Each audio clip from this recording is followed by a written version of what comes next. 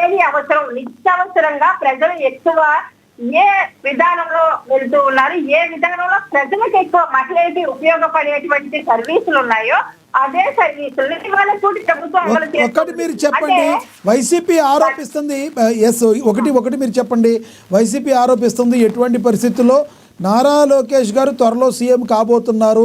మరి నారా లోకేష్ గారు నిజంగా వైసీపీ ఆరోపిస్తున్నట్టు సీఎం అయితే ఉప ముఖ్యమంత్రిగా పవన్ కళ్యాణ్ ఉంటే జన సైనికులు కానీ వీర మహిళలు కానీ అందరూ కూడా యాక్సెప్ట్ చేస్తారా?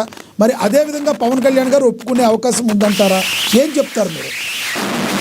లక్ష్మీనాథ్ గారు, ఇక్కడ నేను ఒక క్లారిటీ ఇవ్వాలని అనుకుంటున్నానండి. ఎందుకంటే అంటే ఇదే టాపిక్ ఎక్కువ జన సైనికుల్లో కానీ వీర మహిళల్లో కానీ అదే జనసేన కేడర్లో ఒక గందరగోళాన్ని సృష్టించడానికి వైసీపీ ఆడుతున్నటువంటి మైండ్ గేమ్. దానికి కొంతమంది అసంతృప్తితో ఉన్నటువంటి అంటే మా జనసేన నుంచి కావచ్చు, టీడీపీలో కావచ్చు, అంటే కొంతమంది రాజకీయంగా వెనకబడ్డం కావచ్చు, కొంతమంది ఆర్టిఫిషియల్ పదవుల్లో కొలువుదేళ్ళైనటువంటి వ్యక్తులు కావచ్చు, కొంతమంది అసత్య ప్రచారాలను కూడా చేస్తున్నారు. దానికి ఆద్యం వస్తూ ఇవాళ వైసీపీ ఎలాంటి దుష్ప్రచారాన్ని చేస్తూ ఉందో చూద్దాం. అసెంబ్లీ సాక్షిగా కూడా మీరు కూడా చూసుకోండి, రికార్డులో ఉంది.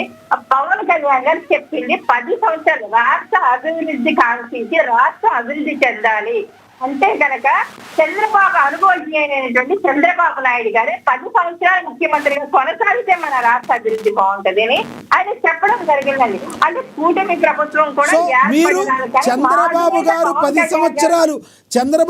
10 సంవత్సరాలు లేదంటే 15 సంవత్సరాలు ముఖ్యమంత్రిగా ఉంటే అభివృద్ధి చెందుతుంది కాబట్టి యాక్సెప్ట్ చేస్తారు. కానీ మరి ఒకవేళ నారా లోకేష్ గారు ముఖ్యమంత్రిగా అయితే యాక్సెప్ట్ చేయరని పరోక్షంగా చెప్పారంటారు.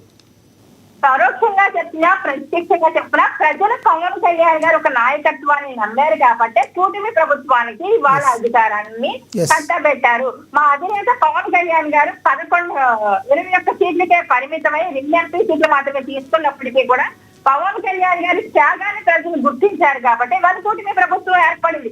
ఏ రాజకీయ పార్టీకి ఆ రాజకీయ పార్టీకి ముందు 11 అని అన్నారు కాదండి, ముందు పొరపాటున 11 అన్నారు కాదండి, ముందు పొరపాటున 11 అన్నారు. మీ 21లో 11 మీవే, మిగతా టీడీపీ సీట్లే ఏంటి సార్? ప్రజలు ఇచ్చినటువంటి మ్యాండేటరీ 21 సీట్లకి 100% స్ట్రైక్ రేట్ అండి. 100% స్ట్రైక్ రేట్ అంటే అది జనసేనకి ప్రజలు ఇచ్చినటువంటి పట్టాభిషేకం. దాన్ని అసలు ముఖ్యమంత్రి పదం ముఖ్యం కాదు, నేను రాష్ట్ర ప్రయోజనాల కోసమే పనిచేస్తానని మా అధినేత పవన్ కళ్యాణ్ గారు తీసుకున్నటువంటి త్యాగపూరితమైనటువంటి నిర్ణయాన్ని ప్రజలు స్వీకరించారు. మీరైతే ఒక క్లారిటీగా ఉన్నారండి.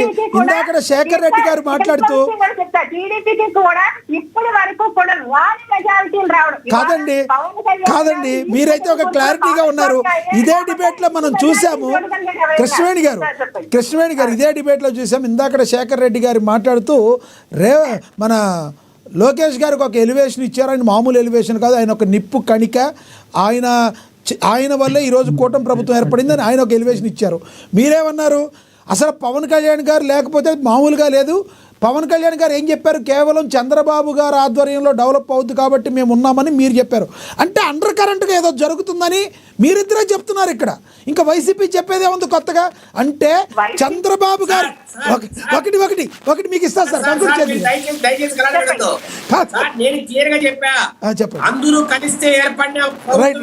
అన్నారు ఆ మాట కూడా చెప్పారులేండి, ఆ మాట కూడా చెప్పారు.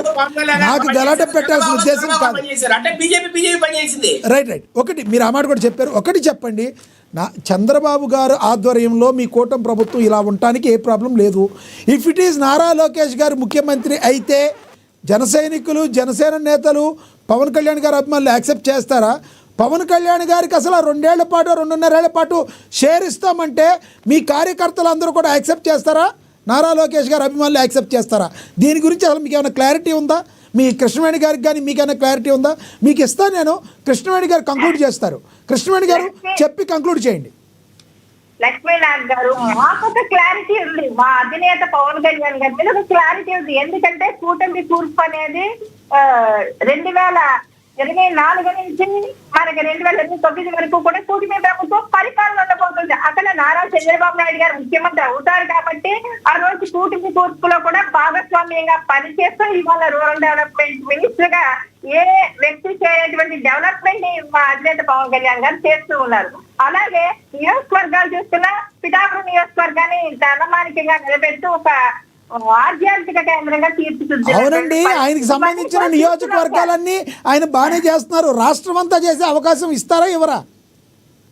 సార్ అది ప్రజలు కోరుకోవాలి. ఎవరైనా సరే కానీ మనం షీల్డ్ కవర్ల ముఖ్యమంత్రిని ఎప్పుడు కూడా స్వాగతించారు. ప్రజలు ఎప్పుడు కూడా మేలు చూడొచ్చు.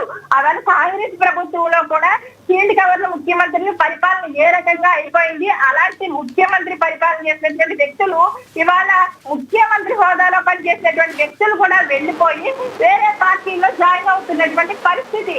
అలాంటి షీల్డ్ కవర్ల ముఖ్యమంత్రిని ప్రజలు ఎక్కడా కూడా స్వాగతించారు.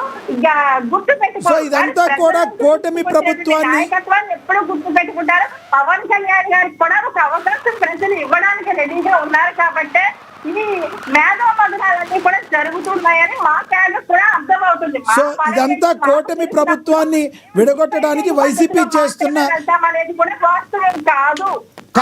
ఇదంతా కూటమి ప్రభుత్వాన్ని విడగొట్టడానికి వైసీపీ చేస్తున్న విష ప్రచారమే. కానీ మాకంటూ ఒక క్లారిటీ ఉంది. పవన్ కళ్యాణ్ గారికి సీఎం అయ్యే అవకాశం ఉంది, లోకేష్ గారికి సీఎం అయ్యే అవకాశం ఉంది, మేము చూసుకుంటాం అంటారు మీరు. అంతే సార్, పుష్కలంగా అది ఉంది. ప్రజల నుంచి పుట్టుకుని రావాలి. ఇవాళ ముఖ్యమంత్రి గారు ప్రజల నుంచి పుట్టుకుని వచ్చారు. అలా ఇవాళ ఉప ముఖ్యమంత్రి గారు ప్రజల నుంచి పుట్టుకుని వచ్చారు. లేకపోతే ఎవరు ముఖ్యమంత్రి అవ్వాలన్నది కూడా మన 4 గోడల మధ్య డిసైడ్ చేసేది కాదు, ప్రజలు డిసైడ్ చేసేది కాబట్టి ఖచ్చితంగా వచ్చే కాలంలో మా అధినేత పవన్ కళ్యాణ్ గారు సీఎం అవుతారా లేకపోతే అంతకు మించి అవుతారా అన్నది మా అధినేత మీద మాకు నమ్మకం ఉంది. కాబట్టి మా క్యాడర్ బలోపేతం చేసుకోవడంతో పాటు మా క్యాడర్ ఇప్పటి వరకు కష్టపడ్డ దానికి ఎవరికి ఏ గుర్తింపు రావాలి, ఎలా పార్టీ స్ట్రక్చర్ నిర్మాణంలో మార్పులు చేసుకుని ప్రజలకు ఇంకా దగ్గర అవ్వాలన్న మేధోమదనం మాత్రమే మా పార్టీ స్టాండ్ ఉంది. మా పవన్ కళ్యాణ్ గారు ఉన్నారు సార్. ప్రజలకు ఇచ్చినటువంటి హామీలు నెరవేర్చడంలో కూడా ఇవాళ కూటమి ప్రభుత్వంతో పాటు భాగస్వామ్యంగా పనిచేస్తూ ఇచ్చిన ప్రతి హామీని నెరవేర్చడానికి మా అధినేత పవన్ కళ్యాణ్ గారు రేయింబావులు కష్టపడుతూ ఉన్నారు. రైట్, శేఖర్ రెడ్డి గారు కంక్లూడ్ చేయండి సార్. ఇప్పుడు చిన్న విషయము, అప్పుల గురించి నేను చెప్పింది ఏదైతే ఉందో అదే పక్కాగా నేను